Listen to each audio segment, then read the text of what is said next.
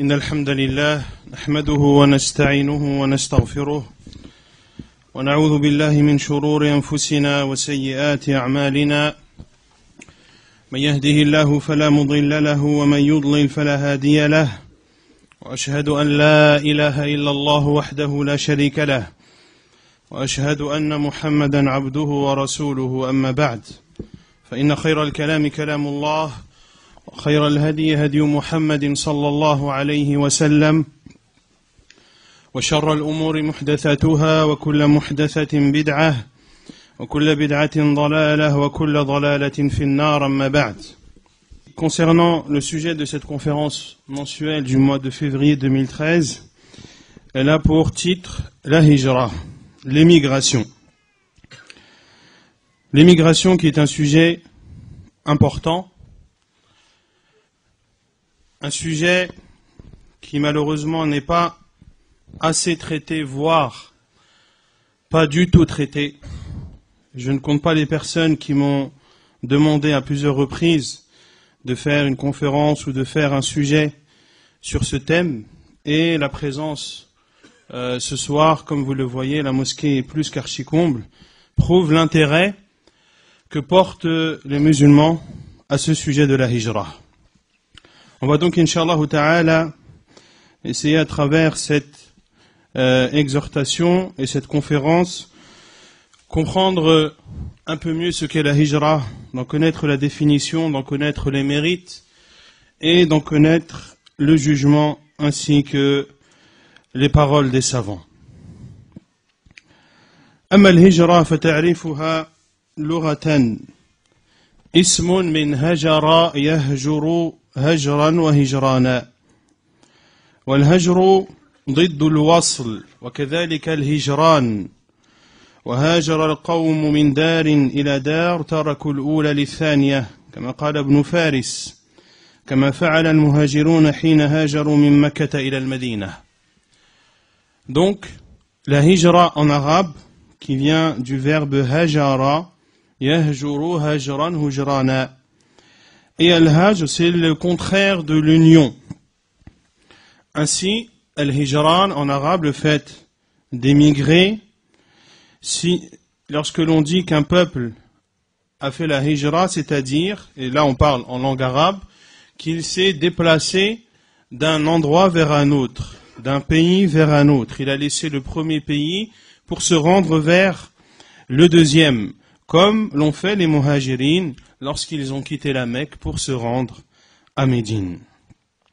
Et il est autorisé, comme l'a dit Ibn Manzour, de dire al-hujra. On peut dire al-hijra, mais aussi al-hujra. Et la hijra se fait par le cœur, par la langue et par la parole. Et il y a des preuves dans cela. Quant à la hijra par le corps, quand Allah Azza wa Jalla a parlé des différentes étapes auxquelles doit revenir le mari face à un mauvais comportement de sa femme, parmi ces comportements, parmi ces étapes, wahjuruhunna fil madaji', wahjuruhunna fil madaji', et éloignez-vous d'elles dans leur lit. Wahjuruhun, dans le sens de s'éloigner. La hijra par la langue, il y a un hadith qui le prouve, hadith rapporté par Al-Bukhari dans son Sahih. Lorsque le prophète sallallahu alayhi wa sallam a dit à Aïcha radiyallahu anha, Inni la a'lamu, idha kunti anni radiyah wa idha kunti alayya ghadba. أما إذا كنت عني راضية فإنك تقولين لا ورب محمد وإذا كنت غضباء قلت لا ورب إبراهيم قالت أجل والله يا رسول الله ما أهجر إلا اسمك. Lorsque le prophète sallallahu alayhi wa sallam s'est adressé à Aïcha radiyallahu anha, il lui a dit, je sais lorsque tu es contente de moi et lorsque tu es en colère contre moi. Puis le prophète sallallahu alayhi wa sallam lui a dit, lorsque tu es satisfaite de moi, tu dis non par le Seigneur de Muhammad. Et lorsque tu es énervé, tu dis non par le Seigneur d'Ibrahim. Et Aïcha radiallahu anha a dit, effectivement, ô envoyé d'Allah, et par Allah, je ne fais la hijra que de ton nom. La ahjuru illa smak. Et Al-Hafidh Ibn Hajar, rahimahullah, dans l'explication de Sahih al-Bukhari, dit qu'il y a dans ce hadith les mérites de Aïcha radiallahu anha, qui a expliqué que lorsqu'elle est en colère, elle a juré que lorsqu'elle était en colère, et lorsque la personne est en colère, elle n'a pas toute la possession de ses moyens. Que malgré cette colère, eh bien, l'amour qu'elle a du prophète sallallahu alayhi wa sallam ne quitte pas son cœur. Son cœur reste attaché et aime le prophète sallallahu alayhi wa sallam. Et de par son intelligence radiyallahu anha, lorsque elle n'a d'autre choix que de ne pas citer le nom du prophète sallallahu alayhi wa sallam, elle le remplace par celui qui mérite le plus après le prophète sallallahu alayhi wa sallam, qui est Ibrahim alayhi salam. Ainsi, qu'elle dise non par le Seigneur de Muhammad ou non par le Seigneur d'Ibrahim, dans tous les cas, son cœur est plein d'amour envers le prophète sallallahu alayhi wa sallam, mais elle ne s'éloigne que de son nom. Et lorsqu'elle cite le nom d'Ibrahim alayhi salam, elle reste toujours dans le contexte de la prophétie et des personnes nobles. Et la hijra peut réunir les trois cas. La personne peut à la fois faire la hijra par son corps, par son cœur et par sa langue. Quant à la hijra en islam, shar'an, عرفها غير واحد أنها ترك دار الكفر والخروج منها إلى دار الإسلام. Plus d'un savant ont défini la hijra en islam comme étant le fait de délaisser une terre mécréante, de sortir d'une terre mécréante pour se rendre vers une terre d'islam. Et également entre dans la définition de l'hijra le fait de quitter un pays, une terre de mécréance, vers une terre de mécréance dans laquelle la répression est moins forte. Également, parmi les définitions, entre dans la définition de la hijra, il y a le fait de quitter une terre de mécréance vers une terre de mécréance dont la répression est moins forte, dont l'oppression envers les musulmans est moins forte. Et la preuve de cela est que les musulmans, au début de l'islam, lorsqu'ils ont connu la répression des polythéistes, le prophète sallallahu alayhi wa sallam leur a ordonné de partir vers l'Abyssinie, qui était une terre chrétienne, mais dans laquelle les musulmans étaient plus en sécurité. Et de façon plus générale, la hijra, comme l'a dit le Hafidh ibn Hajar, al-hijratu fi ash-shar'i tarku ma naha Allahu anhu. Et de façon plus générale, comme l'a dit le Hafidh ibn Hajar, la hijra, c'est de délaisser ce qu'Allah a interdit. Et la preuve est la parole du prophète sallallahu alayhi wa sallam, rapportée par Al-Bukhari, selon Abdullah ibn Umar, radiyallahu anhuma, al-muhajiru man hajara ma naha Allahu anhu. Le muhajir, l'émigrant, c'est celui qui s'éloigne de ce qu'Allah a interdit. Et la hijra est de deux sortes. Il y a la hijra intérieure et il y a la hijra extérieure. Al-hijratu al-batinah wal-hijratu al-zahirah. فأما الهجرة الباطنة فهي ترك ما تدعو إليه النفس الأمارة بالسوء وما يزينه الشيطان وأما الظاهرة فهي الفرار بالدين من الفتن. Quant à la hijra intérieure, c'est le fait de délaisser ce à quoi appelle le nafs, qui appelle au mal, comme l'a dit Allah Azza wa Jal, illa man rahima rabbi, sauf celui qu'Allah a fait rentrer dans sa miséricorde. Et également, c'est le fait de délaisser ce que le diable fait embellir comme faux. Et quant à la hijra extérieure, c'est le fait de se sauver, de protéger sa religion, de se sauver des épreuves et des tentations. Et la hijra intérieure est la base. C'est la base de la deuxième hijra qui est la hijra extérieure. C'est lorsque tu as fait ton combat intérieur contre ton nefs et contre le diable que tu vas être amené à faire la hijra apparente.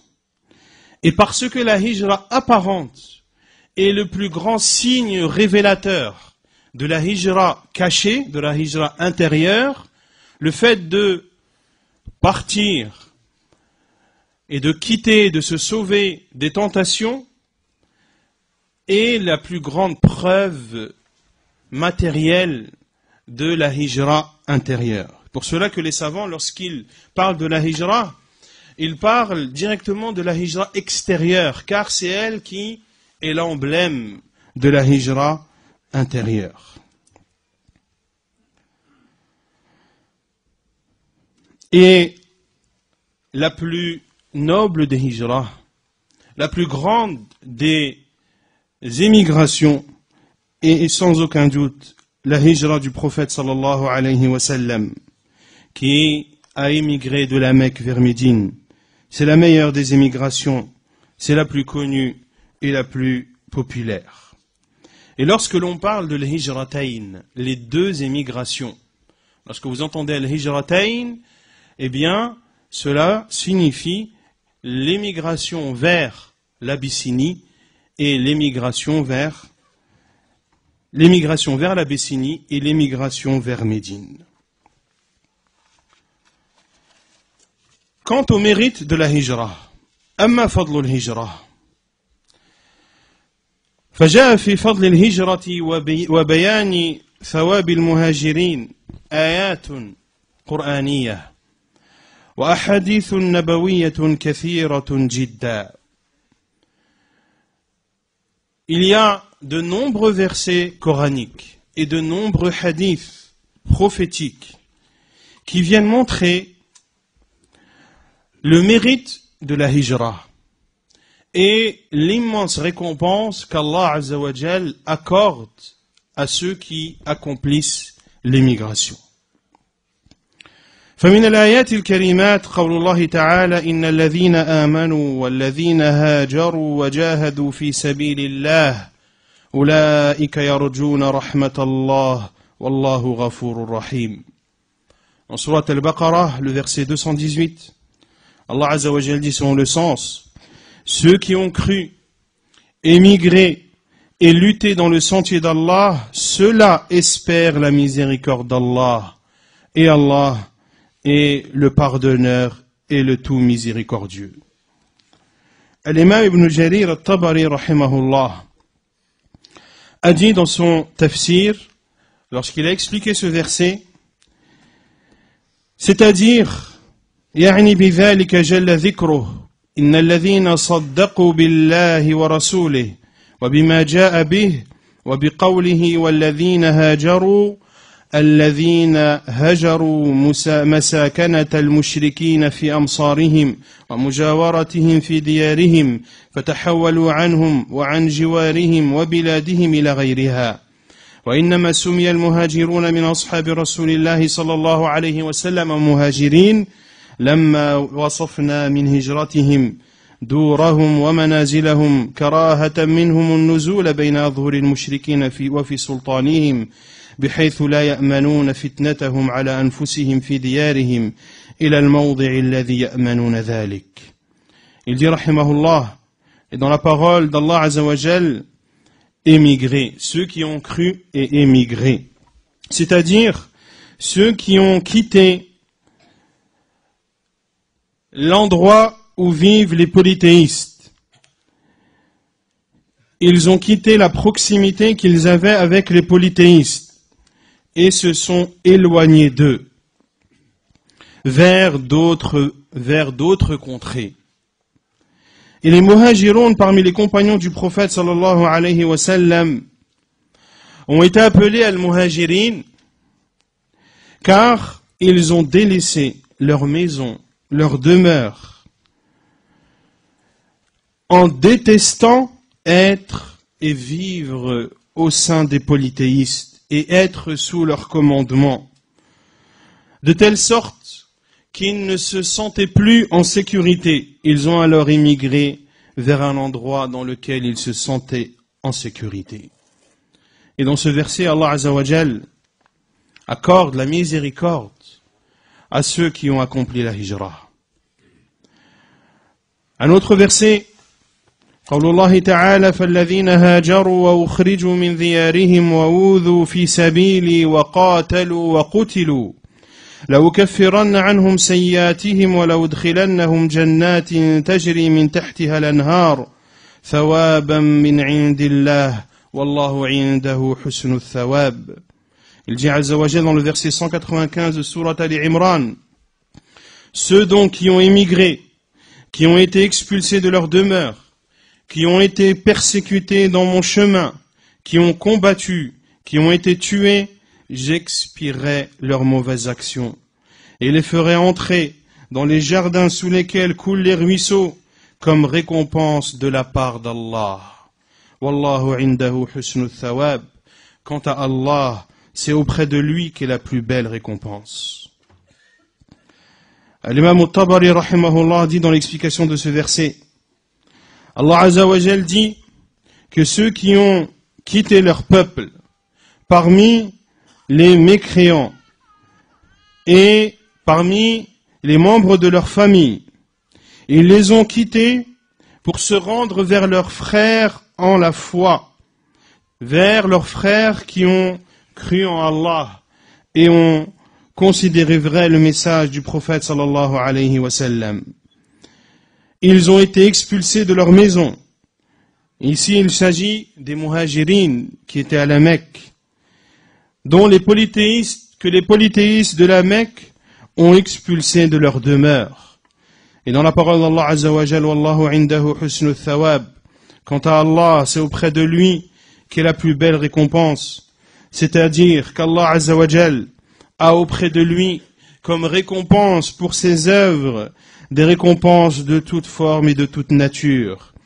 Et ces récompenses ne peuvent être décrites, car ce sont des récompenses que nul œil n'a vues, nulle oreille n'a entendues, et que nul cœur n'a ressenti. Parmi les versets également, la parole d'Allah Azza wa Jal, وَالَّذِينَ هَاجَرُوا فِي اللَّهِ مِنْ بَعْدِ مَا ظُلِمُوا لَنُبَوِّئَنَّهُمْ فِي الدُّنْيَا حَسَنَةً وَلَأَجْرُ الْآخِرَةِ أَكْبَرُ لَوْ كَانُوا يَعْلَمُونَ. Et ceux qui, pour la cause d'Allah, ont émigré, après avoir subi des injustices, nous les installerons dans une situation agréable dans la vie d'ici-bas. Et le salaire de la vie dernière sera plus grand encore s'ils savaient. Le Cheikh Sa'di rahimahullah dit dans l'explication de ce verset, qui est le verset 41 de Surat An-Nahl, les abeilles.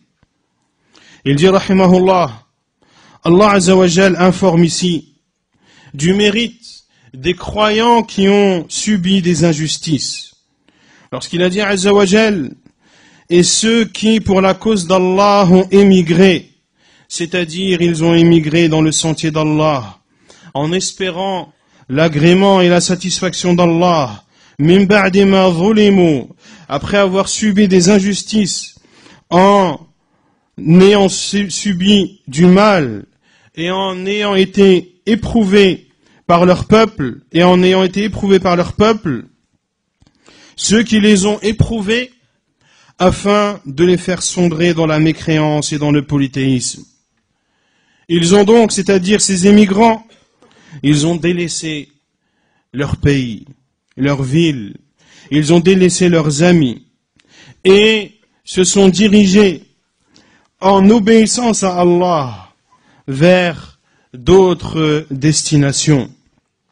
Allah Azza wa Jal a cité dans ce verset deux récompenses.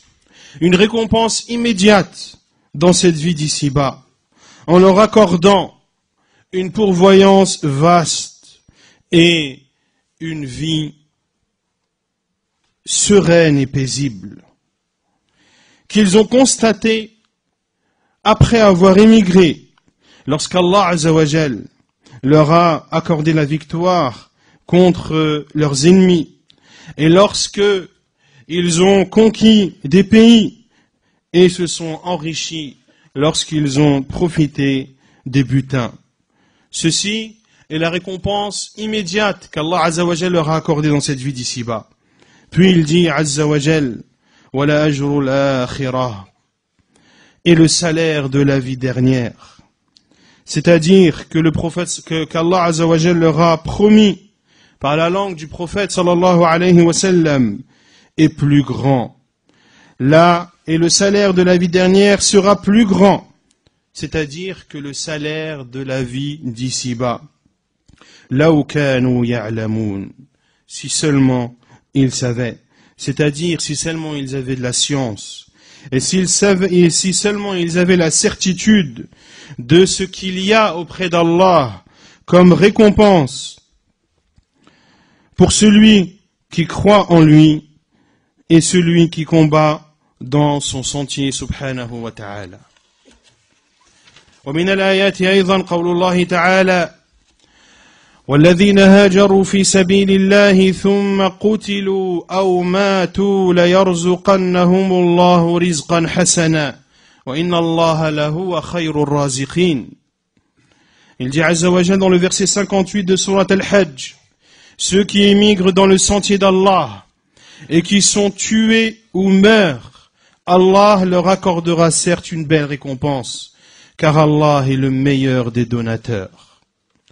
Al-Imam Ibn Kathir rahimahullah dit dans l'explication de ce verset, Allah Azza wa Jal informe de ceux qui sont sortis pour émigrer dans le sentier d'Allah et en espérant la récompense et la satisfaction d'Allah et en demandant ce qu'il y a auprès de lui. Ils ont ainsi délaissé leur pays, leur famille et leurs amis. Et ils ont délaissé cela pour Allah, pour son prophète et pour accorder la victoire à la religion. Thumma qutilu. Puis, et qui sont tués, c'est-à-dire dans le jihad, ou meurent, c'est-à-dire meurent contre leur gré, c'est-à-dire sans combat, comme ceux qui meurent chez eux, eh bien, Allah Azza wa Jal leur accordera une immense récompense, car Allah est le meilleur des donateurs. Ainsi, celui qui fait la hijra, puis meurt dans le sentier d'Allah, ou meurt d'une autre façon que dans le combat, sa récompense est garantie par Allah subhanahu wa ta'ala. Et l'imam Ibn Sa'di rahimahullah dit, dans l'explication de ce 58e verset de Surat Al-Hajj, il dit rahimahullah, ceci est une immense bonne nouvelle pour celui qui a émigré dans le sentier d'Allah, qui est sorti de chez lui, qui a quitté sa maison.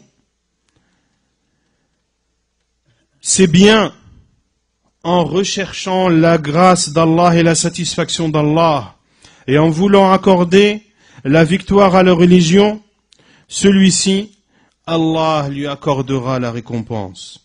Qu'il meure dans son lit ou qu'il meure dans le combat dans le sentier d'Allah. Parmi les preuves dans le Coran, la parole d'Allah Azza wa Jal, وَمَنْ يُهَاجِرْ فِي سَبِيلِ اللَّهِ يَجِدْ فِي الْأَرْضِ مُرَاغَمًا كَثِيرًا وَسَعَةً ومن يخرج من بيته مهاجرا إلى الله ورسوله ثم يدركه الموت فقد وقع أجره على الله وكان الله غفورا رحيما. Il dit Azza wa Jal dans le verset 100 de Surat les Femmes, et quiconque émigre dans le sentier d'Allah trouvera sur terre plusieurs refuges et abondance, et quiconque sort de sa maison émigrant vers Allah et son messager, et que la mort l'atteint, sa récompense incombe à Allah. Et Allah est pardonneur et miséricordieux. L'imam Ibn Kathir rahimahullah dit dans l'explication de ce verset: ceci est un encouragement à la hijra et un encouragement à se séparer des polythéistes, et que le croyant, quel que soit l'endroit où il va, il trouvera toujours un refuge dans lequel il se protégera. L'imam Ibn Sa'di rahimahullah dit également dans l'explication de ce 100e verset de Surat An-Nisa: il y a dans cela un encouragement à faire la hijra, et il y a dans ce verset l'explication des bienfaits de celle-ci. Allah Azza wa Jal a promis que celui qui émigre dans son sentier en recherchant sa satisfaction, qu'il trouvera sur terre refuge et abondance. Et écoutez ce que Cheikh Sa'di rahimahullah dit, ce qui prouve la finesse et la sagesse qu'Allah Azza wa Jal accorde aux savants.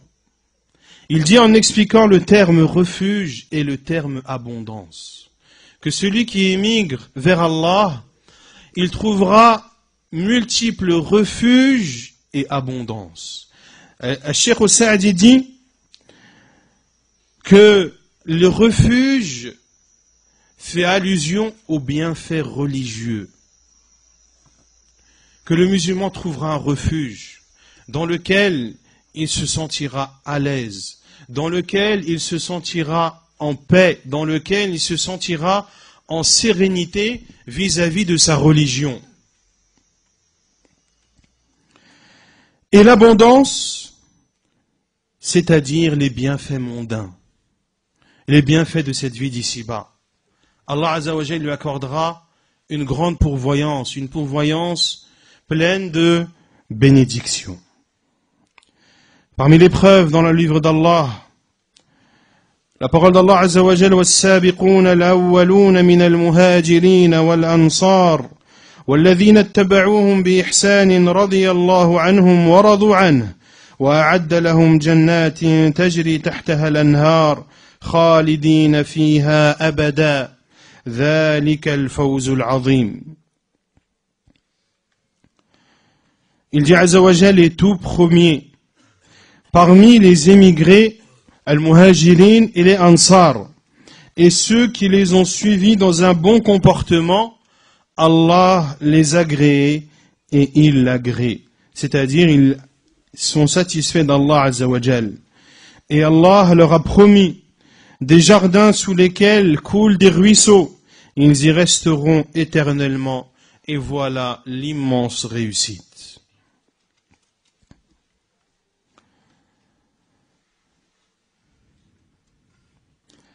L'imam Ibn Jarir al-Tabari rahimahullah dit dans l'explication de ce verset que ceux qui ont précédé les gens dans la foi en Allah et en son prophète sallallahu alayhi wa sallam, parmi les muhajirin, ceux qui ont quitté leur peuple et leur famille et se sont séparés de leur demeure et de leur terre, ainsi que les ansar qui ont soutenu et donné la victoire au prophète sallallahu alayhi wa sallam contre les mécréants et les polythéistes, et Allah Azza wa Jal dit, et ceux qui les ont suivis dans la bienfaisance. L'imam al-Tabari rahimahullah dit, c'est-à-dire ceux qui ont suivi leur voie dans la croyance en Allah, en son prophète et dans la hijra, et dans l'émigration d'une terre mécréante vers une terre musulmane en espérant l'agrément d'Allah. Quelle est leur récompense? Radiyallahu anhum wa radu an. Allah est satisfait d'eux et eux sont satisfaits de lui. Et le dernier verset que je citerai, et les versets sur les mérites de la hijra sont extrêmement nombreux, je n'en ai cité que 7 à titre d'exemple. Allah Azza wa Jal dit dans le verset 56 de Surat Al-Ankabut: يا عبادي الذين آمنوا إن أرضي واسعة فإياي فاعبدون. Ô mes serviteurs qui avez cru, Ma terre est bien vaste, adorez-moi donc. Ô mes serviteurs qui avez cru, ma terre est bien vaste, adorez-moi donc. L'imam Ibn Kathir rahimahullah a dit, ceci est un ordre d'Allah subhanahu wa ta'ala envers ses serviteurs croyants d'émigrer vers un pays dans lequel ils ne peuvent accomplir leur religion, vers la terre vaste d'Allah, dans laquelle ils pourront accomplir la religion en adorant Allah seul, sans ne rien lui associer, comme il le leur a ordonné. Kama amarahum. Quant aux hadiths du prophète sallallahu alayhi wa sallam, ils sont aussi très nombreux. Parmi ces hadiths, le hadith de Amr ibn al-As radiyallahu anhu, rapporté par l'imam Muslim dans son Sahih, lorsque le prophète sallallahu alayhi wa sallam lui a dit, أما علمت أن الإسلام يهدم ما قبله وأن الهجرة تهدم ما كان قبلها وأن الحج يهدم ما كان قبله. Le prophète sallallahu alayhi wa sallam a dit à Amr al-As, ne sais-tu pas que l'islam abolit ce qui le précède? Abolit ce qui le précède, c'est-à-dire ce qui a été fait avant l'islam, et que la hijra abolit ce qui l'a précédé, et que le hajj abolit ce qui le précède. Ainsi, celui qui se convertit, Allah Azza wa Jalla lui pardonne ses péchés antérieurs. Celui qui fait le pèlerinage, comme l'a dit le prophète sallallahu alayhi wa sallam, الحج المبرور ليس له جزاء إلا الجنة ومن حج فلم يرفث ولم يفسق رجع من ذنوبه كيوم ولدته أمه. Que celui qui fait le hajj sans qu'il fait un hajj pieux et sincère, eh bien il reviendra de son pèlerinage comme le jour où sa mère l'a mis au monde. Et il en est de même pour la hijra. Celui qui fait la hijra, Allah Azza wa Jalla lui pardonne ses péchés antérieurs. L'imam al-Nawawi rahimahullah a dit, il y a dans ce hadith l'immense importance de l'islam, de la hijra et du hajj, et que chacun d'entre eux annule ce qui a été fait comme péché. Un autre hadith du prophète sallallahu alayhi wa sallam, lorsqu'il a conseillé Abu Fatima al-Dhimari radiyallahu anhu, il lui a dit, alayka bil hijra, fa innahu la mithla laha. Fais la hijra, car rien ne lui est semblable. Fais la hijra, car rien ne lui est semblable. Et c'est un hadith rapporté par l'imam al-Nasa'i dans ses sunan et authentifié par Sheikh al-Albani rahimahullah. Un autre hadith qui montre les mérites de la hijra et des muhajirin. Le prophète sallallahu alayhi wa sallam dans le hadith d'Abi Mas'ud, rapporté par l'imam Muslim dans son Sahih, a dit, Yawmul qawm aqra'uhum li kitabillah. Dirige le peuple, c'est-à-dire préside la prière d'un peuple, celui d'entre eux qui connaît le mieux, qui lit le mieux le Coran. فَإِنْ كَانُوا فِي الْقِرَاءَةِ سَوَاء. S'ils sont identiques dans la lecture, فَلْيَأُمُّهُمْ أَقْدَمُهُمْ هِجْرَةً. Alors que préside la prière celui d'entre eux qui a fait la hijra en premier. فَإِنْ كَانُوا فِي الْهِجْرَةِ سَوَاء فَلْيَأُمُّهُمْ أَكْبَرُهُمْ سِنًّا. Et s'ils ont fait la hijra au même moment, alors que ce soit le plus âgé d'entre eux qui préside la prière. Le prophète sallallahu alayhi wa sallam, un autre hadith, le hadith rapporté par l'imam al-Nasa'i et authentifié par Sheikh al-Albani rahimahullah, dans lequel le prophète sallallahu alayhi wa sallam dit أنا زعيم لمن آمن بي وأسلم وهاجر ببيت في ربض الجنة وببيت في وسط الجنة. Je suis garant pour celui qui croit en moi et se soumet et émigre, je lui garantis une maison dans les bas degrés du paradis et une maison dans les degrés moyens du paradis, dans les degrés médians du paradis. Et lorsque le prophète sallallahu alayhi wa sallam a été questionné sur Afdalul Iman, il a répondu alayhi salatu wa salam al-hijra, l'émigration. Le 7e hadith qui montre les mérites de la hijra et la parole du prophète sallallahu alayhi wa sallam wa ana amurukum bi khams Allahu amarani bihin bil jama'ati was sam'i wat ta'ati wal hijrati wal jihad fi sabilillah. Et quant à moi, je vous ordonne 5 choses. C'est Allah qui me les a ordonnées. Je vous ordonne de rester en groupe. Alaykum bil jama'a, de rester avec les musulmans. Fa inna yad Allahi ala al jama'a, car la main d'Allah est au-dessus du groupe. Was sam'i wat ta'a, d'écouter et d'obéir, c'est-à-dire au gouverneur musulman. Wal hijra, et l'immigration. Wal jihad fi sabilillah, et le combat, la lutte dans le sentier d'Allah subhanahu wa ta'ala. Ceci concernant les mérites, comme vous avez pu le constater, qui sont des mérites extrêmement importants, qui doivent encourager le musulman à mettre en pratique cette émigration qui a une place immense en islam.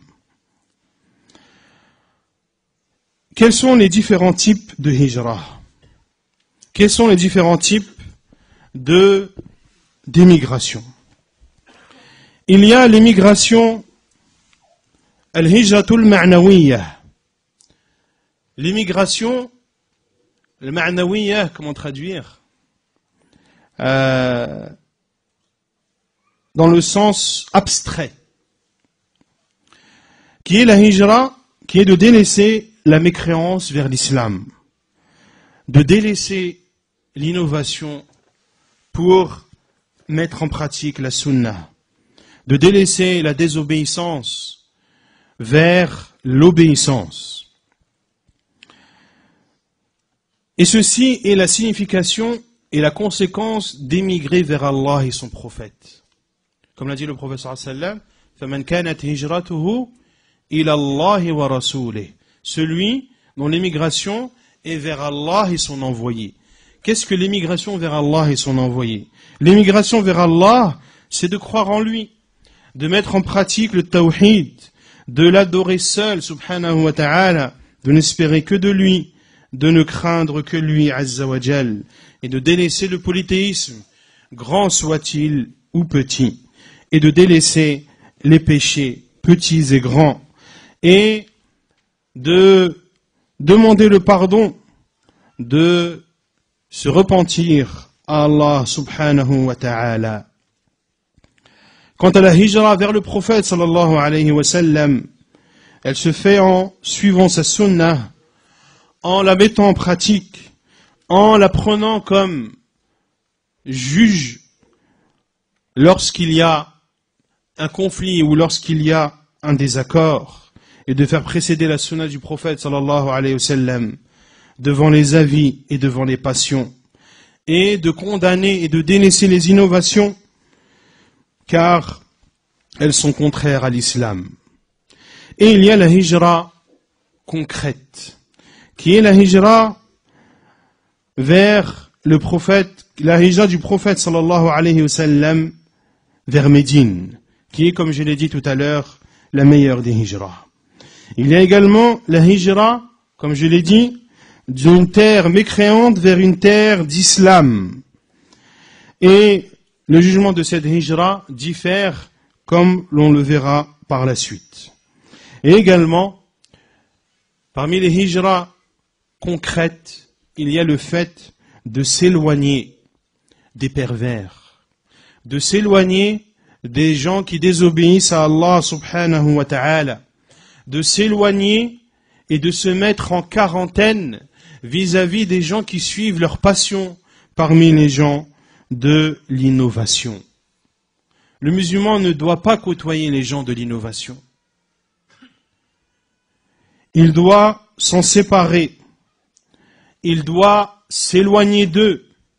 Il ne doit pas prêter oreille à ce qu'ils disent. Car les gens de l'innovation sont atteints d'une maladie très grave, qui est la maladie des ambiguïtés. Et la maladie des ambiguïtés, chers musulmans et musulmanes, est plus grave que la maladie des envies et des passions. La maladie de l'ambiguïté, tu peux être gravement malade sans même t'en rendre compte. Au contraire, tu penses te rapprocher d'Allah alors que jour après jour tu t'en éloignes. Ainsi les musulmans, ainsi les savants et les salafs sont très durs sur le fait, sont très durs envers les gens de l'innovation et sont catégoriques sur le fait que les gens de la masse se doivent de se séparer et en aucun cas de côtoyer les gens de l'innovation. Quel est le jugement de la hijra? La hijra est obligatoire pour celui qui en a la possibilité et celui qui n'a pas la possibilité de pratiquer sa religion dans une terre mécréante. Concernant ce point, le fait de pratiquer, pouvoir pratiquer sa religion ou non, il y a dans ce point une divergence des savants. Certains savants disent que celui qui a la possibilité d'émigrer, il se doit d'émigrer, c'est une obligation pour lui. Sans poser comme condition le fait de pouvoir ou non appliquer sa religion. Et les savants utilisent pour preuve la parole d'Allah Azza wa Jal dans Surat An-Nisa, le verset 97.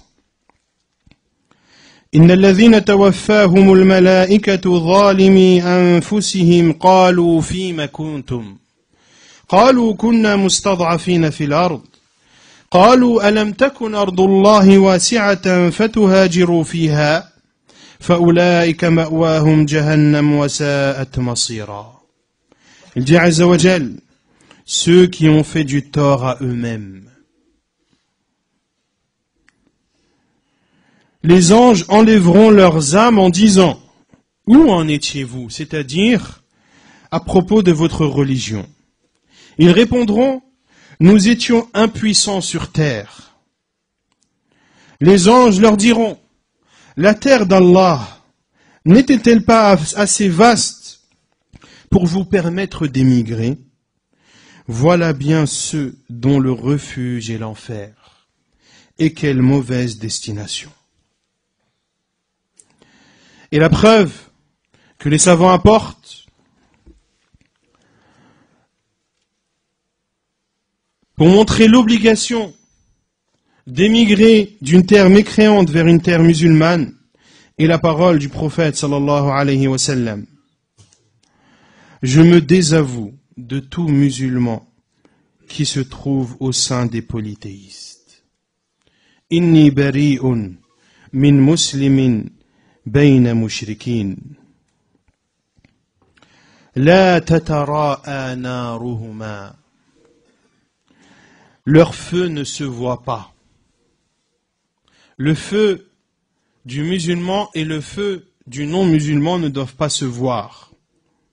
Ceci car à l'époque du prophète sallallahu alayhi wa sallam, les Arabes avaient l'habitude de faire un feu devant chez eux ou devant leur tente. Ainsi, chacun ayant un feu devant lui, lorsqu'ils étaient à proximité, chacun pouvait savoir qu'un tel était le feu d'un tel, le feu d'un tel. Et le prophète sallallahu alayhi wa sallam a dit qu'il se désavoue d'un musulman qui vit au sein des polythéistes. Et le prophète sallallahu alayhi wa sallam a voulu donner une image par laquelle les compagnons comprendraient qu'ils se doivent s'éloigner d'une longue distance, de telle sorte que leur feu ne se voit pas. Et pour qu'un feu ne se voit pas, il faut qu'il soit extrêmement éloigné.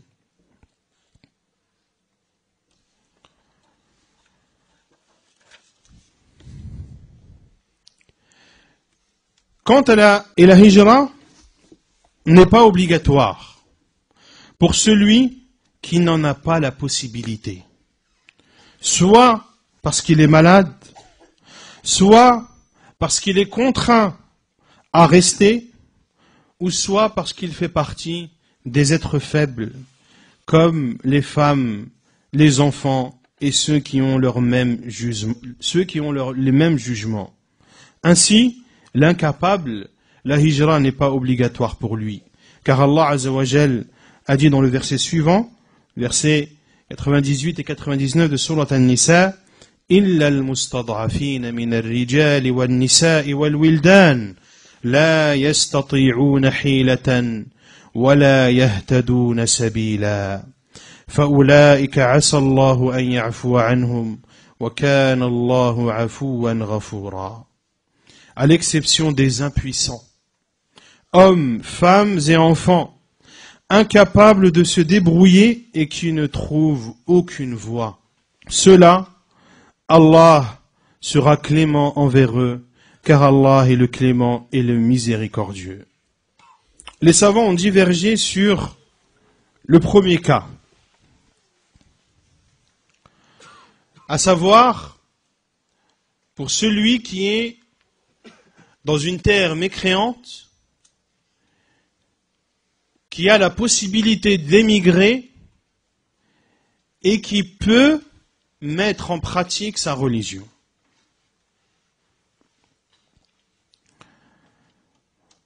Les premiers savants ont dit que cela est interdit, même s'il peut mettre en pratique sa religion. Car la base est l'interdiction de vivre dans un pays mécréant. Et c'est l'avis de l'Malikiyya, et c'est également l'avis de l'imam Ibn Hazm et de Cheikh al-Islam Muhammad ibn Abdul Wahhab. Et c'est également l'avis de beaucoup de nos savants contemporains. Le deuxième avis est l'autorisation de vivre dans un pays mécréant lorsque la personne se sent en sécurité vis-à-vis de sa religion et lorsqu'il peut la mettre en pratique.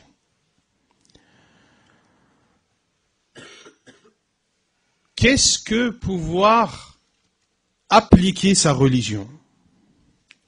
La réponse a été donnée par un Cheikh Muhammad ibn Ibrahim al-Sheikh. Qui est-il? Le mufti d'Arabie Saoudite avant Cheikh Ibn Baz, rahimahullah, et c'est le Cheikh de Cheikh Ibn Baz.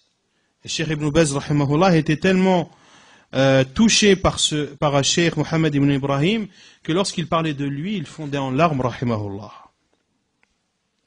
Il dit إظهاره دينه ليس مجرد فعل الصلاة وسائر فروع الدين واجتناب محرماته من الربا وغير ذلك إنما إظهار الدين مجاهرته بالتوحيد والبراءة مما عليه المشركون من الشرك بالله في العبادة وغير ذلك من أنواع الكفر والضلال.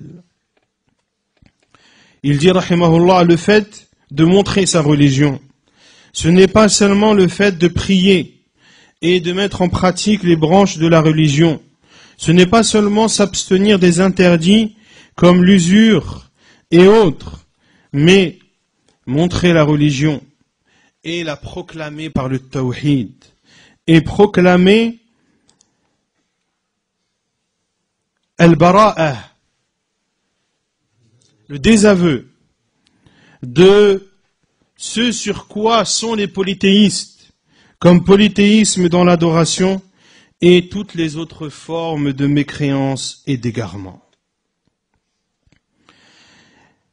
Et certains savants considèrent qu'il est recommandé de vivre dans un pays mécréant lorsque celui qui y vit montre l'islam, appelle à l'islam, et qu'il y a dans sa présence dans ce pays non musulman un bienfait pour les musulmans.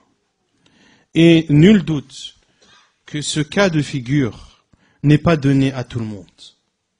Car la majorité, la plupart des gens sont influencés par l'égarement et par la mécréance, surtout à notre époque. L'on voit à notre époque les musulmans qui vivent dans les pays musulmans qui sont influencés par les non-musulmans. C'est vrai ou pas? Que dire d'un musulman qui vit au sein des non-musulmans? Aucun doute qu'il sera atteint par cela et que cela lui causera un tort et que cela est pour lui un immense danger. Et certains vont vous dire, oui, mais regarde, Masha'Allah, il y a des frères et des sœurs qui vivent en France et qui appliquent leur religion, etc., etc. Ils ont taillé, Bakhi. Barakallahu fik de ce constat. Mais, faisons des statistiques. Si on prend le nombre des musulmans présents en France, combien d'entre eux sont sur le droit chemin? Combien d'entre eux font la prière? Combien de femmes portent le hijab? Compare celles qui le portent et celles qui ne le portent pas. Et tu verras que le constat est flagrant. Et en islam, l'on juge de par la généralité, non pas dans des exceptions. Al-Hijra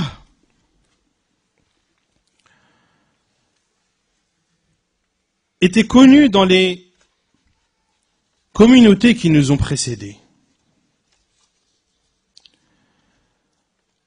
Ibrahim alayhi salam, Allah Azza wa Jal dit فَآمَنَ لَهُ لُوط. Lot a cru en lui. A cru en qui? En Ibrahim. وَقَالَ إِنِّي مُهَاجِرٌ إِلَى رَبِّي إِنَّهُ هُوَ الْعَزِيزُ الْحَكِيمُ.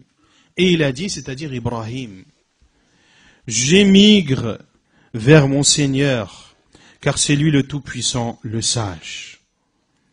Ibrahim a donc quitté la terre de son peuple parmi les polythéistes vers son Seigneur et il s'est donc rendu au Shem. La hijra était connue dans les communautés qui nous ont précédés et la preuve de cela est le hadith authentique dans lequel le prophète sallallahu alayhi wa sallam nous raconte l'histoire de celui qui a tué 99 personnes.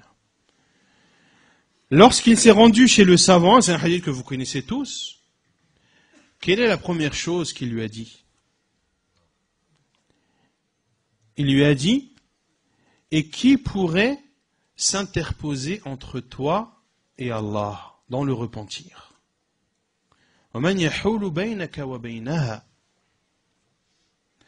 Et il lui a conseillé de quitter l'endroit dans lequel il se trouve, l'endroit dans lequel il a désobéi à Allah, l'endroit dans lequel il a des mauvaises fréquentations. Il doit quitter cette terre vers une terre où il y a des personnes pieuses et vertueuses. Et c'est ce qui l'a fait. Et il est mort dans son chemin. Et les anges du châtiment et les anges de la récompense ont été en désaccord à son sujet. Puis, il leur a été dit de mesurer la distance entre la terre qu'il a quittée et l'endroit où il est mort, et l'endroit où il est mort est la terre vers laquelle il voulait se rendre. Et celle sur laquelle il était plus proche, eh bien, les anges le prendront en conséquence. S'il était plus proche de la terre qu'il a quittée, alors les anges du châtiment l'emporteront. Et s'il était plus proche de la terre vers laquelle il se rendait, la terre pieuse, alors les anges de la miséricorde l'emporteront. Et dans une version, Allah Azza wa Jal a fait rapprocher la terre. Allah Azza wa Jal a fait rapprocher la terre de telle sorte que la distance, qu'il soit plus proche de l'endroit vers lequel il se dirigeait que de l'endroit qu'il a quitté. Et finalement, ce sont les anges de la miséricorde qui l'ont emporté. L'imam al-Nawawi rahimahullah a dit dans l'explication de ce hadith qu'il y a dans ce hadith la recommandation pour celui qui se repent de quitter le lieu et l'endroit dans lequel il a désobéi et de quitter ceux qui l'ont aidé à désobéir, de couper les liens avec eux tant qu'ils restent dans leur situation et de remplacer cette compagnie par des gens pieux, des gens vertueux parmi les savants et les adorateurs, ceux qui sont pris comme exemple et ceux dont la compagnie est profitable. La hijra reste et perdure et légiférée jusqu'au jour du jugement. Il y a une contradiction apparente, comme je dis apparente, qui pourrait être comprise comme une contradiction, mais qui n'en est pas une, entre deux hadiths du prophète sallallahu alayhi wa sallam. Et certains utilisent cela comme une ambiguïté. La parole du prophète sallallahu alayhi wa sallam dans le hadith rapporté par Al-Bukhari et Muslim, la hijrata ba'da al-fath, point de hijra après al-fath, en parlant de la conquête de la Mecque. Lorsque la Mecque a été libérée, le prophète sallallahu alayhi wa sallam a dit point de hijra après la libération, c'est-à-dire de la Mecque. Et l'autre hadith du prophète sallallahu alayhi wa sallam, authentifié par Cheikh al-Albani rahimahullah, le hadith de Muawiyah, dans lequel le prophète sallallahu alayhi wa sallam a dit la tanqati'u al-hijra hatta tanqati'a at-tawbah wa la tanqati'a at-tawbah hatta tatlu'a ash-shamsu min maghribiha. La hijra ne sera interrompue que lorsque le repentir sera interrompu. Et le repentir ne sera interrompu que lorsque le soleil se lèvera de l'endroit où il se couche. Dans un hadith, le premier, le prophète sallallahu alayhi wa sallam dit point de hijra, et dans l'autre hadith, le prophète sallallahu alayhi wa sallam dit que la hijra ne s'interrompra pas jusqu'au jour du jugement. Les savants ont réuni ces deux hadiths, parmi eux l'imam al-Baghawi rahimahullah, qui dit الأولى أن يجمع بينهما وهو أن قوله لا هجرة بعد الفتح أراد به من مكة إلى المدينة وقوله لا تنقطع الهجرة أراد بها هجرة من أسلم في دار الكفر عليه أن يفارق تلك الديار ويخرج من بينهم إلى دار الإسلام لقوله عليه الصلاة والسلام أنا بريء من كل مسلم مقيم بين أظهر المشركين لا تتراءى نارهما وعن سمرة بن جندب قال رسول الله صلى الله عليه وسلم من جامع المشرك وسكن معه فإنه مثله. L'imam al-Baghawi rahimahullah a dit l'une des meilleures façons de réunir ces hadiths est de dire point de hijra après la conquête de la Mecque. Ici, le prophète sallallahu alayhi wa sallam a voulu dire point de hijra de la Mecque vers Médine. Car la Mecque, après le Fath, est devenue une terre d'islam. Et il est incorrect de dire que je fais après le Fath, après la conquête de la Mecque, de dire encore que je fais la hijra de la Mecque vers Médine. Et quant à la parole du prophète sallallahu alayhi wa sallam, que la hijra ne s'interrompt pas, il a voulu dire la hijra de celui qui s'est converti dans une terre mécréante. Il se doit de quitter cette terre et de se rendre vers une terre d'islam. Car le prophète sallallahu alayhi wa sallam a dit: je me désavoue de tout musulman qui vit au sein des polythéistes. Leurs feux ne doivent pas se voir. Et selon Samura ibn Jundub, le prophète sallallahu alayhi wa sallam a dit: celui qui se mélange aux polythéistes et vit avec lui est semblable à lui. Celui qui se mélange aux polythéistes et vit avec lui est semblable à lui. Et parmi les savants qui interdisent aux musulmans de vivre dans un pays non musulman, disent qu'à la base, il est obligatoire pour celui qui s'est converti, donc celui qui n'était pas musulman, qui vivait dans son pays d'origine, dans son pays natal, qui était un pays de mécréance. Il se convertit, alors il lui est obligatoire de quitter ce pays. Que dire d'un musulman pour qui cette terre n'est pas la terre natale, n'est pas la terre d'origine? Eh bien, l'obligation est encore plus prononcée. Quant aux fatwas des savants, elles sont nombreuses à ce sujet.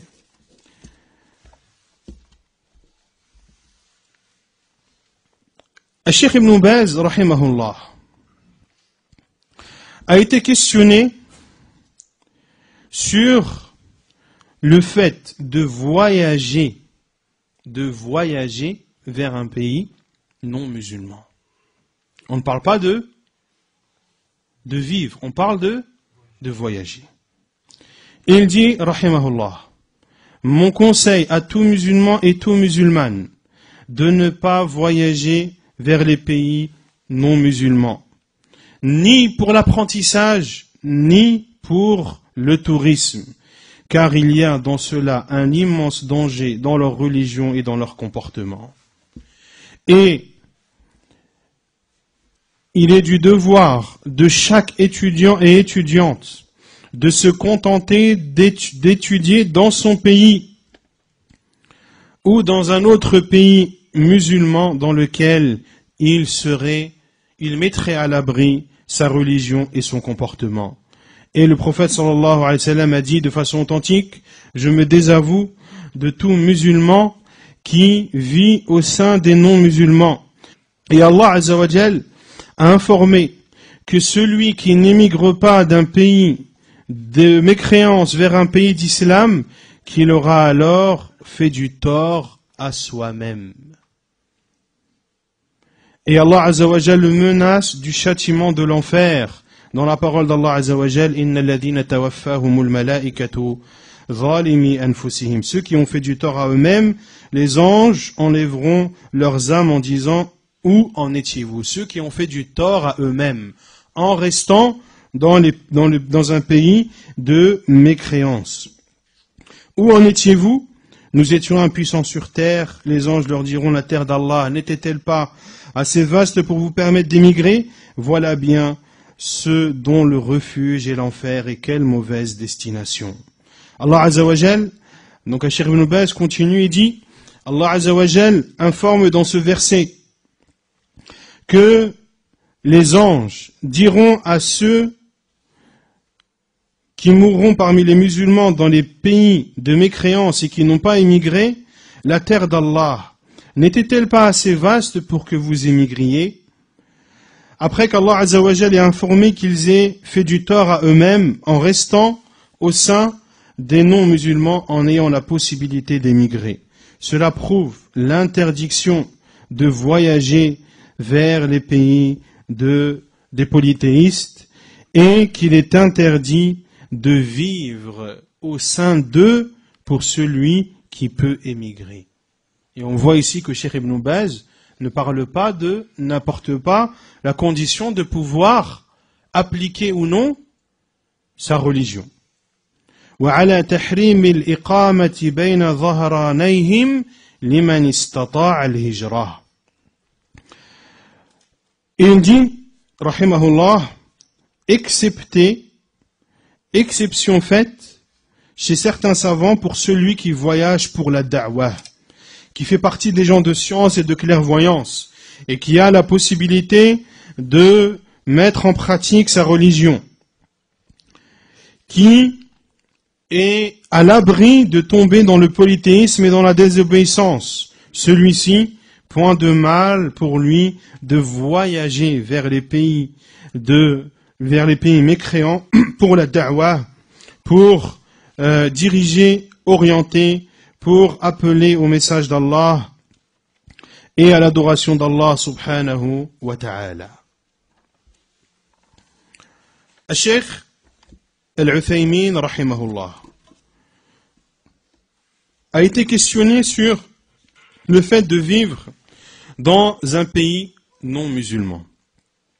Il dit rahimahullah: Al-iqamatu fi bilad al-kuffar khatarun 'azim 'ala din al-muslim. De vivre dans un pays non musulman est un immense danger sur la religion du musulman, sur son comportement, et nous avons vu, et autres que nous ont vu, la déviation de beaucoup de ceux qui ont vécu dans les pays non musulmans. Ils sont revenus totalement changés, ils sont revenus pervers. Certains ont même apostasié dans leur religion. Et ont renié l'islam ainsi que les autres religions, jusqu'à même renier l'existence d'Allah subhanahu wa ta'ala. Ainsi, il est obligatoire de se préserver de cela et de mettre en place des conditions qui permettront de préserver le musulman de sombrer dans cela. Et Cheikh Al-Uthaymin rahimahullah cite deux conditions. Amma shartul awwal, que celui qui vit dans un pays non musulman soit en sécurité vis-à-vis de sa religion et qu'il fasse partie de ceux qui ont la science et la foi. يكون عنده من العلم والإيمان وقوة العزيمة ما يطمئنه على الثبات على دينه. Celui qui reste, la première condition est qu'il doit avoir de la science et une foi, et il doit avoir une forte motivation qui fera en sorte qu'il soit ferme dans sa religion et qu'il soit à l'abri de la déviance et de l'égarement, et également qu'il doit montrer son animosité vis-à-vis des non-musulmans et de montrer la haine qu'il a en eux et ne pas montrer d'alliance vis-à-vis d'eux, car le fait de montrer une alliance et de les aimer contredit la foi. Allah Azza wa Jalla dit: La tajidu qawman yu'minuna billahi wal yawmil akhir yuwadduna man hadda Allah wa rasulahu walau kanu aba'ahum aw ikhwanahum aw ashiratahum. Tu ne trouveras pas un peuple qui croit en Allah et au jour dernier qui a de l'affection envers celui qui contredit Allah et son prophète, même s'ils font partie de leur père, de leurs enfants, de leurs frères ou de leurs proches familles. Et le prophète sallallahu alayhi wa sallam a dit dans le hadith authentique: celui qui aime un peuple en fait partie. Ainsi, aimer les ennemis d'Allah est un immense danger envers le musulman, car les aimer amène à être d'accord et à les suivre, ou au minimum de ne pas condamner ceux dans quoi ils sont. Et le prophète sallallahu alayhi wa sallam a dit: Man ahabba qawman fahuwa minhum. Celui qui aime un peuple en fait partie. La deuxième condition qu'a cité Al-Sheikh Ibn Uthaymin rahimahullah: An yatamakkana min idhari dinihi بحيث يقوم بشعائر الإسلام بدون ممانع فلا يمنع من إقامة الصلاة والجمعة والجماعات إن كان معه من يصلي جماعة ومن يقيم الجمعة ولا يمنع من الزكاة والصيام والحج وغيرها من شعائر الدين فإن كان لا يتمكن من ذلك لم تجز الإقامة لوجوب الهجرة حينئذ. La deuxième condition est qu'il ait la possibilité d'appliquer et de montrer sa religion et les emblèmes de sa religion sans opposition. Il ne doit pas être privé d'accomplir la prière, la prière de l'Jumu'ah, les prières en groupe, s'il y a avec lui des personnes avec qui il peut prier en groupe ou avec qui il peut faire al-Jumu'ah. Il ne doit pas être privé de la zakat, ni du jeûne, ni du pèlerinage, ni des autres emblèmes de la religion. S'il n'a pas la possibilité de faire cela, alors il lui est interdit de vivre dans ce pays et la hijra devient alors obligatoire pour lui. Et beaucoup s'accrochent à cette fatwa de Cheikh al-Uthaymin en disant un Cheikh al-Uthaymin autorise de vivre dans un pays non musulman à condition que l'on puisse appliquer convenablement notre religion. Je pose la question, est-ce que l'on vit convenablement notre religion en France? La réponse est unanime. Qu'en France, la France est l'un des pays les plus hostiles envers l'islam. Et cela est connu de tous. Quand vous allez dans les pays non musulmans, vous verrez qu'ils ont une image de la France qui est un pays hostile à la France. Il n'y a quasiment pas un sujet concernant notre religion sans qu'il n'est attaqué dessus. Ils ont attaqué les musulmans sur le halal. Ils attaquent les musulmans sur le hijab dans les écoles. Ils ont attaqué la femme encore plus sur le port du niqab. Et ne pensez pas que c'est innocent de leur part d'attaquer et de mettre la pression sur les femmes. Car ils savent que les femmes, ce sont elles qui éduquent les enfants. En islam, la femme est la plupart du temps chez elle. Ainsi, la plupart du temps, elle est en compagnie de ses enfants. C'est elle qui leur enseigne, c'est elle qui leur apprend, c'est elle qui les éduque. Le père est à l'extérieur, il travaille et pour pouvoir subvenir aux besoins de ses enfants. Ainsi, il côtoie beaucoup moins ses enfants que son épouse. Et le fait de s'attaquer à la femme et de mettre la pression sur elle, de la déstabiliser, de lui mettre la pression en sachant que c'est un être faible, eh bien tout cela est calculé de leur part. En France, il y a quelques années, il y avait des cours d'arabe dans les écoles primaires. Tout ceci est quasiment inexistant. Car ils savent que si ils éloignent les musulmans de la langue arabe, c'est l'une des premières étapes qui permettra au fur et à mesure que les musulmans s'éloigneront de leur religion. Et malheureusement, c'est un des buts qu'ils ont presque atteint s'ils ne l'ont pas atteint. Malheureusement, la deuxième génération, très peu parle l'arabe. Je ne parle même pas de l'arabe littéraire, je parle de l'arabe dialectal.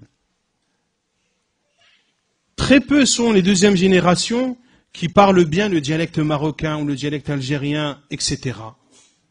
Ainsi, ils se sont mariés, ils ont des enfants. Allez parler avec leurs enfants. Est-ce qu'ils parlent l'arabe? Répondez-moi. La plupart ne parlent pas l'arabe. Et les enfants de nos enfants, ils vont parler quoi? Et les enfants des enfants de nos enfants? Les ennemis de l'islam ont une vision lointaine. Ils ne visent pas une génération en particulière, ils visent des générations.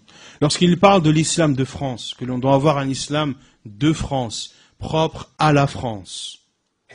Bien sûr, cela nous choque. L'islam est universel en tout temps, en tout lieu. Cela nous choque, nous. Mais est-ce que cela va choquer les générations qui vont nous suivre?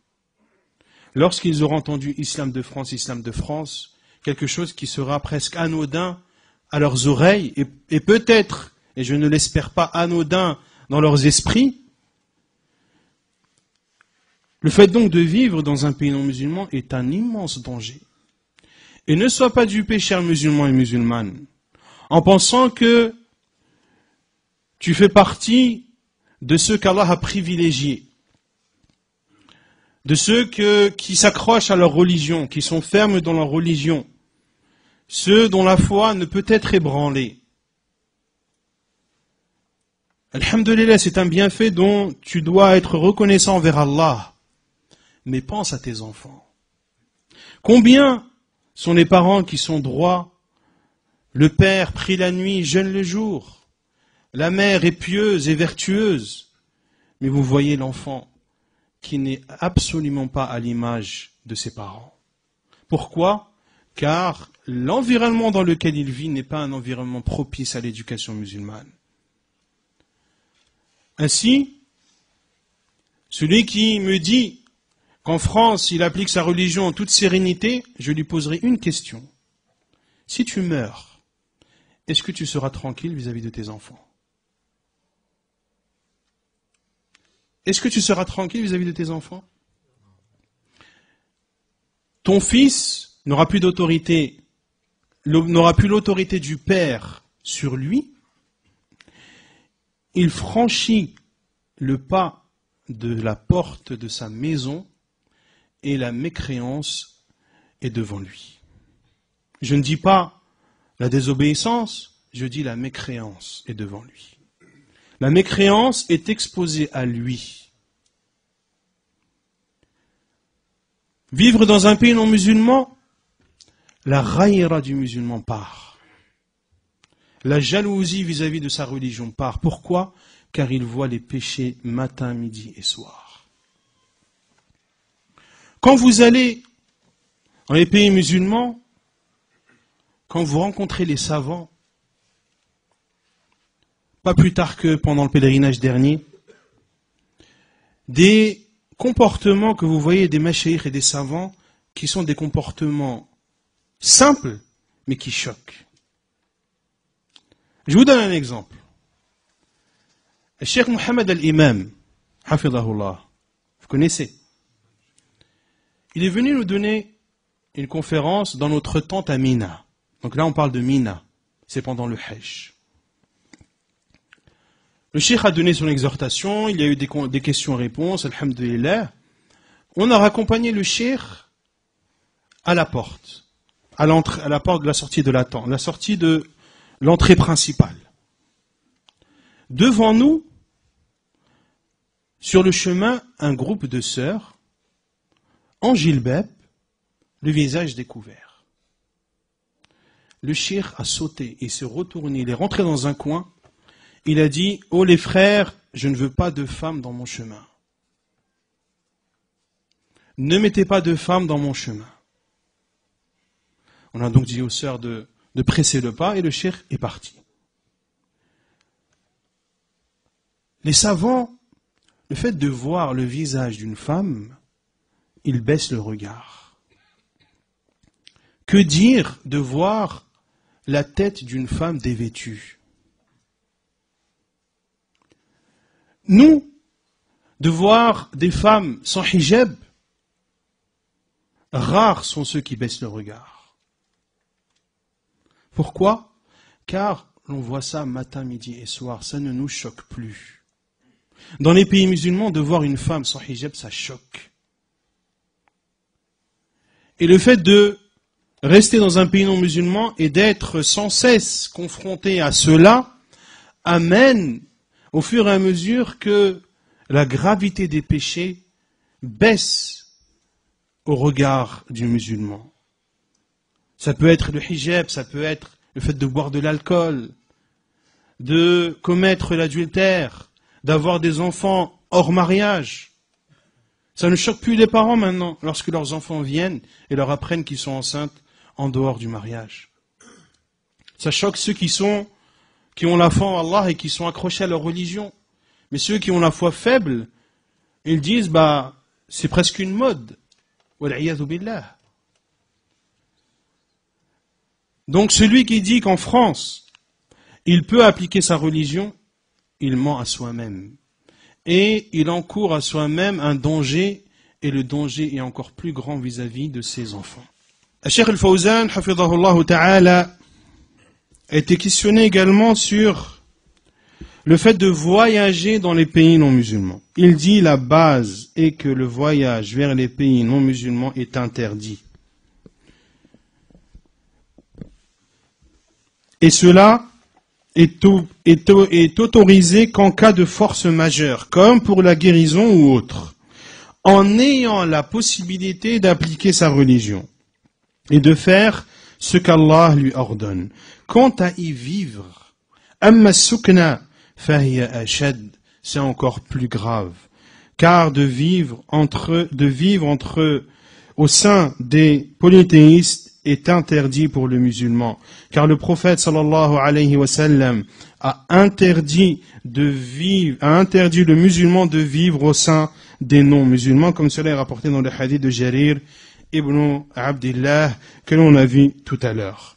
Sauf s'il y a dans sa présence un bien, comme celui qui appelle à Allah, et qu'il y a dans sa présence au sein des non-musulmans une influence dans l'appel à Allah et dans l'application et dans la diffusion de l'islam. Ceci est une bonne chose pour ce but, pour appeler à Allah et diffuser sa religion et renforcer les musulmans qui s'y trouvent. Mais quant à rester et à vivre avec eux sans une bighayri maslahatin shar'iyyah, sans un bénéfice juridique, alors فإنه لا يجوز له الإقامة في بلاد المشركين. Alors il ne lui est pas autorisé de vivre dans les pays non musulmans. Cheikh Al-Albani rahimahullah est l'un des plus connus sur le fait d'être strict dans ce sujet, rahimahullah ta'ala, qui considère que le vivre dans un pays non musulman est interdit pour le musulman. Il cite, rahimahullah, plusieurs preuves.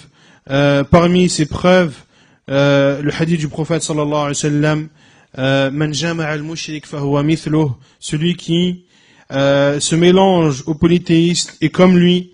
Il utilise le hadith du prophète sallallahu alayhi wa sallam, que le musulman et le mécréant, leur feu ne doivent pas se voir.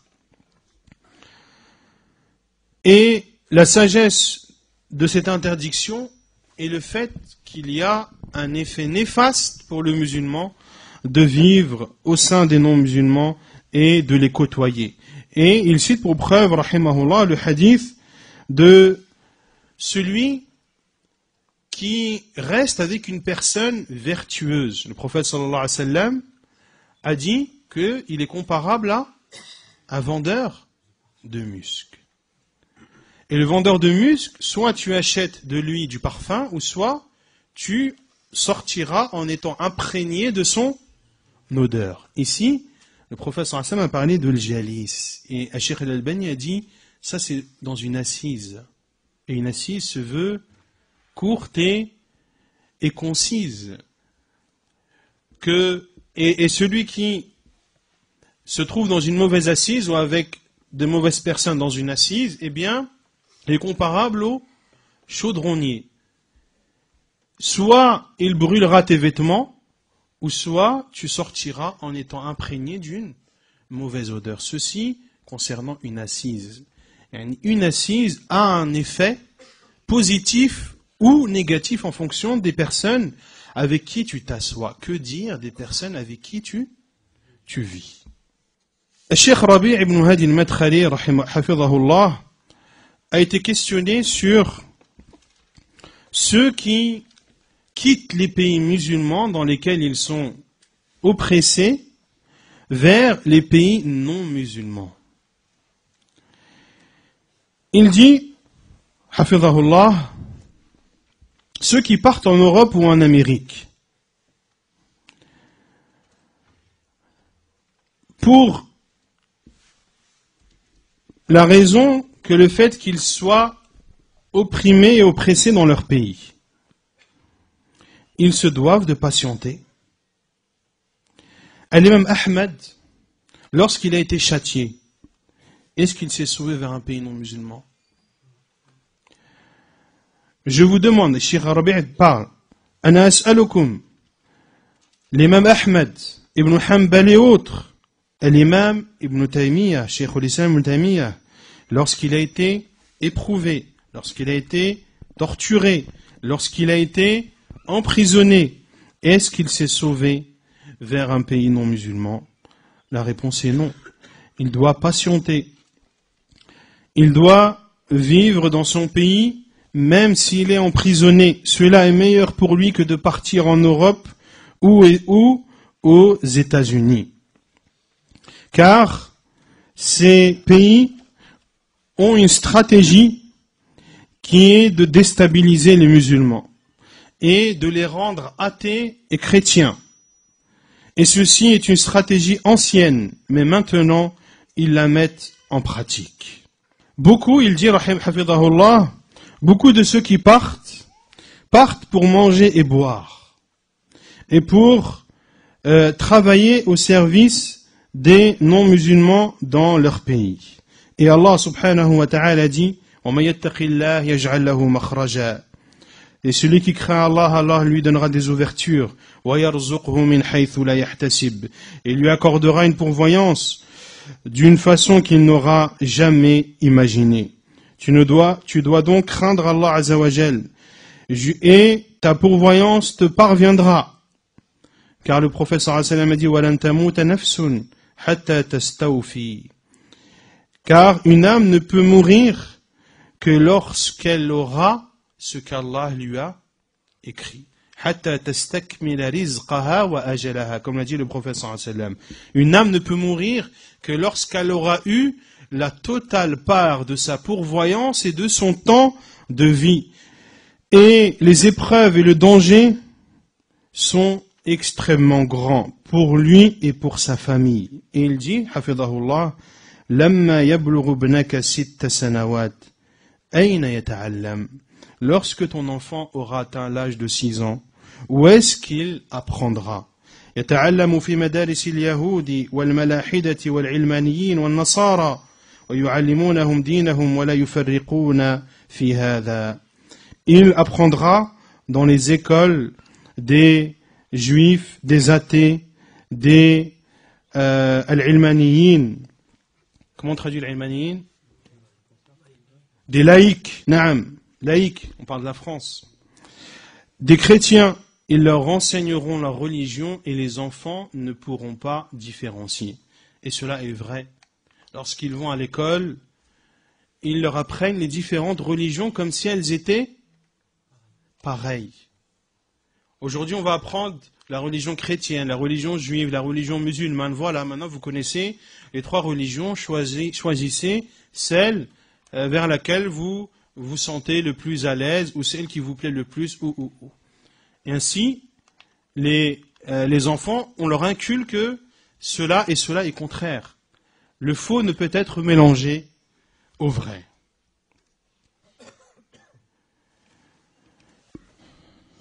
Ceci est la réponse de Cheikh Rabi' ibn Hadi. Et cette réponse de Cheikh Rabi', hafidahullah, amène au sujet des écoles. Le fait d'avoir des écoles musulmanes est une nécessité. C'est plus qu'une nécessité. C'est un cas de force majeure. Car, comme l'a dit Cheikh Mohammed al-Imam, hafidahullah, fait partie des œuvres qui montrent le plus l'alliance aux non-musulmans, c'est le fait de leur confier ta chair et ton sang. On a dit qu'Allah Azza wa Jalla a interdit de s'allier aux non-musulmans. Parmi les plus grandes preuves d'alliance, c'est de leur donner ta chair et ton sang, de leur donner tes enfants. De jeter tes enfants dans la gueule du loup.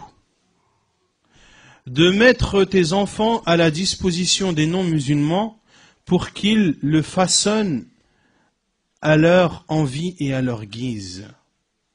Billahi alaykum, comment un musulman peut mettre ses enfants dans une école non musulmane? Wallahi al-azim, j'essaie de comprendre mais je n'arrive pas. Comment un musulman peut ramener son enfant jusqu'à une école non musulmane et repart le cœur tranquille, serein et apaisé? Dès l'école maternelle, ils vont apprendre à ton enfant à chanter, à danser, à écouter de la musique, à se tenir en file indienne, un garçon, une fille, chacun se tient la main. Ils vont connaître le Père Noël, ils vont connaître Noël. Ceci, ce qui apparaît. Allahu a'lam de ce qui se passe dans la classe et de ce que leur maître ou leur maîtresse leur inculque. Ceci dès la maternelle. Billahi alaykum, que dire de la primaire, que dire du collège, que dire du lycée? Les musulmans doivent se réveiller de leur insouciance. Pourquoi il y a des milliers d'écoles chrétiennes, des milliers d'écoles juives? Il n'y a même pas 10, on va dire une cinquantaine. Vraiment le chiffre non atteint. 50 écoles musulmanes. N'est-ce pas une honte? On n'est pas plus de 4 millions de musulmans comme ils disent. On est 4 millions, ça fait 20 ans on était 4 millions. 20 ans après on est 4 millions. Et en 20 ans il y a eu des milliers de mosquées, mais on reste toujours 4 millions. Allahu a'lam. Il faut croire que la mortalité est grande chez les musulmans. Et on n'a même pas 50 écoles musulmanes. Ce n'est pas les locaux qui manquent, ce n'est pas la motivation qui manque, ce n'est pas les enfants qui manquent, ce n'est pas l'argent qui manque. Qu'est-ce qu'il manque alors? Pourquoi des frères sérieux ou des sœurs sérieuses ne se réunissent pas et créent un groupe de travail, cherchent un local, essaie de trouver des moyens de financement et ouvre des écoles. Chacun ouvre une école selon sa possibilité. On n'est pas obligé d'ouvrir une école avec 50 classes, non. Si on a une école avec une classe, 2 classes, 3 classes, alhamdulillah, c'est déjà cela. Mais il faut des écoles musulmanes dans lesquelles nos enfants sont préservés. Une forteresse dans laquelle nos enfants sont protégés. Ils vont apprendre à lire, ils vont apprendre à écrire, ils vont apprendre à connaître leur religion, à connaître les préceptes de notre religion, à connaître le respect envers autrui, etc. Tout cela, ils vont l'apprendre, mais en étant protégés des vices et de la ruse des mécréants. C'est une obligation, mes frères et sœurs, c'est une obligation, on n'a pas d'autre choix que d'ouvrir des écoles.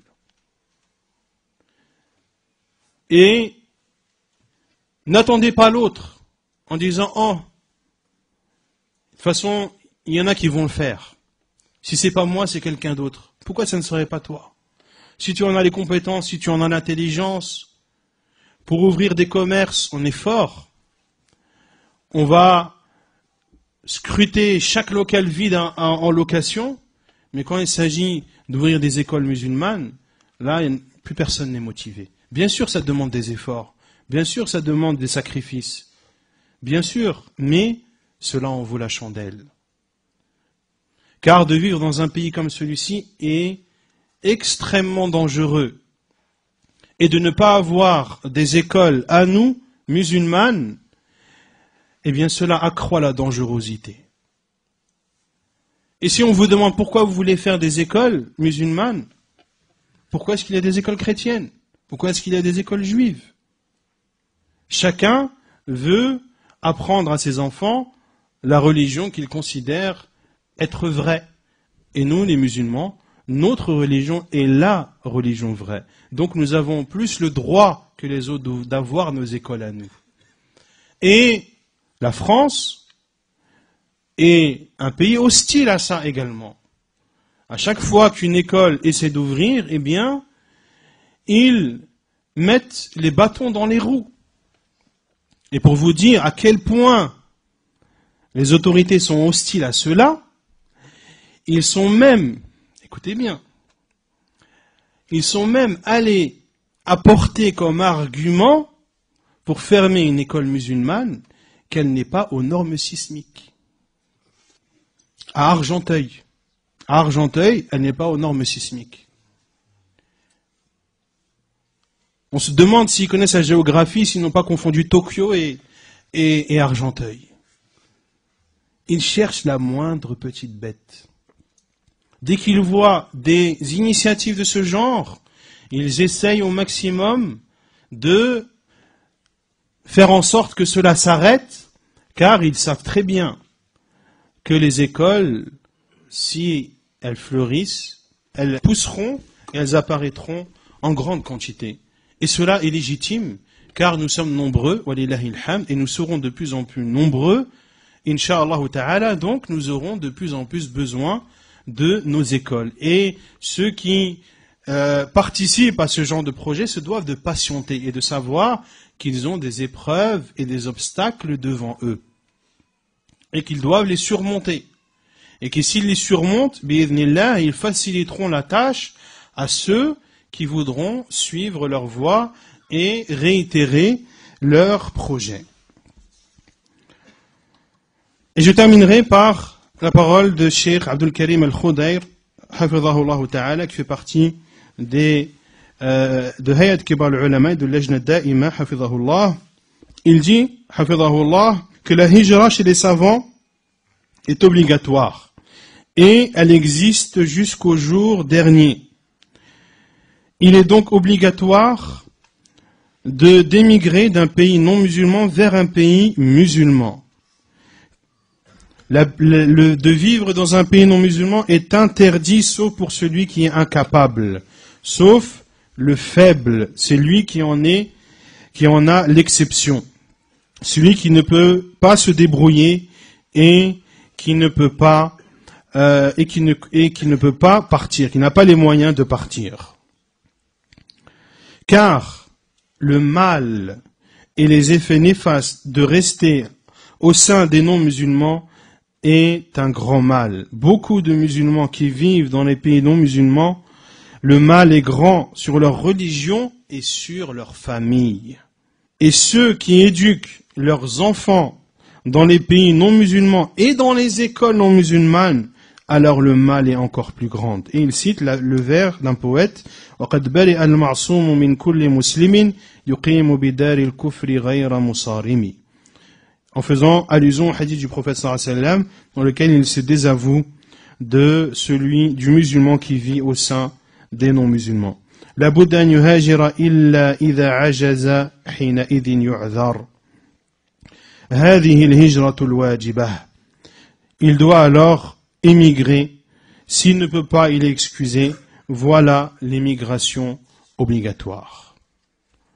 Ainsi se termine cette conférence sur la hijra, en espérant qu'elle ait été bénéfique pour chacun d'entre nous. Moi le premier. Nas'Allah azza wa jalla an yu'allimana ma jahilna wa an yanfa'ana bima 'allamana wa an yuyassirana al-hijrata min biladi al-kufri ila biladi al-islam. Une dernière chose, quand j'ai cité également tout à l'heure la hijra en disant que c'est également la hijra d'un pays non musulman vers un pays non musulman vers lequel le mal est moindre, eh bien, une chose que l'on n'entend pas beaucoup également, c'est d'encourager les frères et sœurs d'émigrer en Angleterre. En Angleterre, les musulmans vivent leur religion plus facilement qu'en France. Nul doute que la Grande-Bretagne est un pays non musulman. Mais si on le compare à la France, eh bien, c'est un pays qui est moins hostile à l'islam, dans lequel les musulmans ont la possibilité et plus de facilité à appliquer leur religion. Des personnes qui travaillent en Angleterre m'ont dit que dans leur lieu de travail, ils ont réservé la salle de réunion pour leurs prières. Les salles de réunion se réservent sur leur réseau interne de l'entreprise. Et lorsqu'ils sont arrivés, il y avait une réunion qui avait tardé. Ils leur ont dit, nous on a réservé la salle. Dehors s'il vous plaît. Ils sont sortis, ils sont entrés, ils ont fait leur prière. C'est quelque chose de basique là-bas. Le musulman ne ressent pas, en tout cas ressent beaucoup moins d'hostilité et de difficulté à appliquer sa religion en Angleterre. Donc, ceux qui ne peuvent pas, ou qui n'ont pas les moyens, ou qui sont incapables d'émigrer vers un pays musulman, pour le moment, au moins qu'ils essayent d'émigrer vers un pays non musulman dont le mal est moindre. Et l'Angleterre est toute proche de la France. C'est combien en train? 1h30, 1 heure, 2 heures. Donc, Inch'Allah, c'est une option qu'il ne faut pas négliger. Et beaucoup de frères qui vivent en Angleterre me l'ont dit. Ils m'ont dit, mais pourquoi est-ce que, je ne comprends pas pourquoi les musulmans de France s'acharnent à rester en France alors qu'en Angleterre, c'est un autre monde et c'est à proximité d'eux. Et au moins là-bas, tu apprendras la langue anglaise qui, comparée à la langue française, est plus bénéfique. Et c'est une langue plus qu'internationale. Barakallahu fikum wa jazakumullahu khairan wa sallallahu wa sallam wa baraka ala nabina Muhammad wa ala alihi wa sahbihi ajma'in wa akhiru da'wana anil hamdulillahi rabbil alamin.